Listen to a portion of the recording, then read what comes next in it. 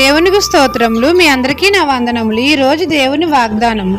తమ దేవుని నెరుగువారు బలము కలిగి గొప్ప కార్యములు చేసెదరు. దానియేలు గ్రంథము 11వ అధ్యాయము 32వ వచనము. సకల ఆశీర్వాదములకు కారణభూతుడైన మన తండ్రి అయిన యెహోవాను నెరుగువారు బలము కలిగి గొప్ప కార్యములు చేస్తారు. మన తండ్రి అయిన యెహోవా సన్నిధిలో మనకు సంపూర్ణమైన సంతోషం కలుగుతుంది. మనము పాపం చేయకుండా ఉండునట్లు మన హృదయంలో వాక్యము ఉంచుకోవాలి.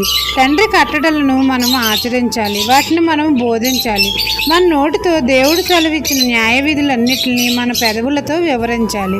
అలా చేసిన ఎడల మన తండ్రి మనకు బలము కలుగజేస్తాడు. మన ద్వారా అనేకమైన గొప్ప కార్యములు యేసే నామంలో చేస్తాము. మన బలహీన సమయంలో తండ్రి మనకు తోడుగా ఉండి మనకు బలము కలుగజేస్తాడు. తండ్రి దక్షిణాస్తము మనకు తోడుగా ఉన్నందున అనేకమైన సాహస కార్యములు చేస్తాము.